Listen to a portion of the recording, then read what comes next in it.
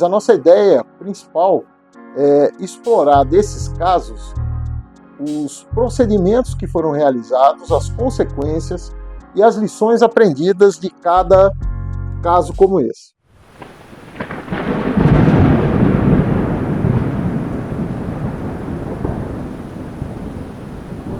Eu vou utilizar esse livro aqui, que é bem antigo, comprei há muito tempo atrás, Amazônia, Paraíso e Inferno, tem um conteúdo muito bom, Renato Inácio da Silva, tá? Então ele fala sobre sobrevivência e ele conta vários casos ocorridos na Amazônia. Um piloto sozinho num avião pequeno sobrevoando a Amazônia e ele, por um motivo de falha do motor, é obrigado a fazer um pouso forçado. Ele consegue encontrar uma área relativamente limpa, uma clareira, e faz o seu pouso ali com muita perícia, sem estragar a aeronave, tá? Sem sofrer qualquer dano físico. E dentro da aeronave ele tinha 1 litro de uísque, uma lata de biscoito e o seu óculos, porque ele tinha alguma deficiência de visão. Não muita coisa, lógico, senão ele não era piloto, mas ele tinha alguma deficiência de visão, até pela idade. Nessa situação de pouso forçado, existe uma série de procedimentos padrão. Aqueles que fazem curso de piloto, eles aprendem isso.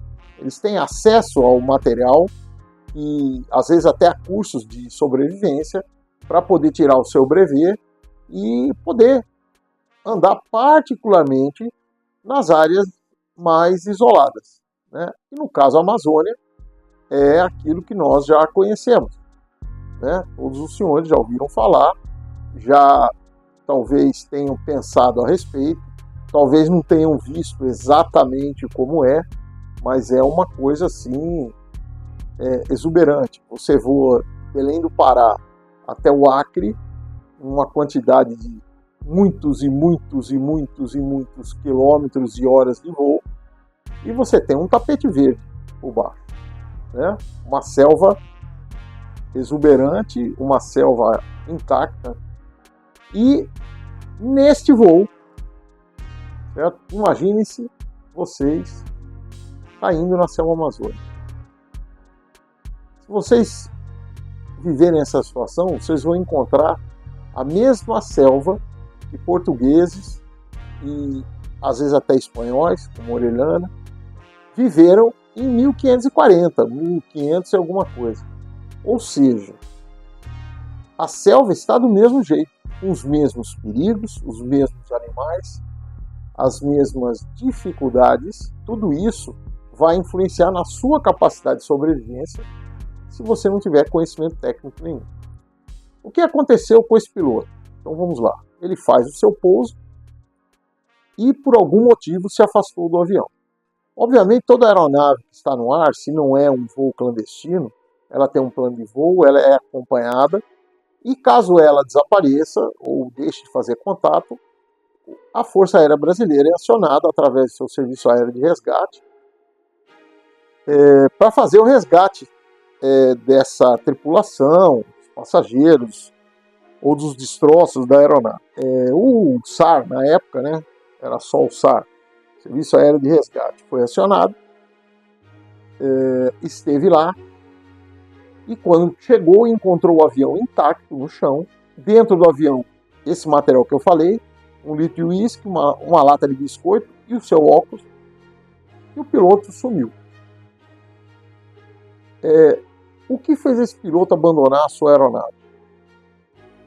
Bom, procuraram por alguns dias e, diante da dificuldade, solicitaram cães da Polícia Militar, conseguiram encontrar o piloto 6 dias depois, sendo que ele havia morrido pela autópsia 2 dias antes. Ele foi encontrado a alguns quilômetros do avião, pouca distância, mas alguns quilômetros do avião.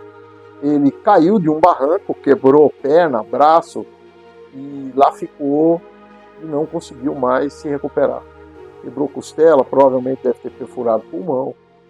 Então ele teve uma morte lenta, uma morte difícil. E ele morreu 2 dias antes de ser encontrado pelo Paraçá. que passou 6 dias procurando ele.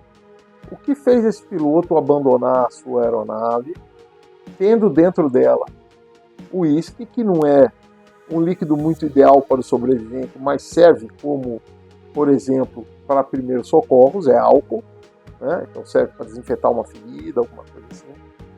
Abandonar uma lata de biscoitos, que é um alimento que vai mantê-lo por alguns dias. E principalmente, se ele tinha algum problema de visão, como é que ele deixa os óculos dentro do avião e sai pela mata?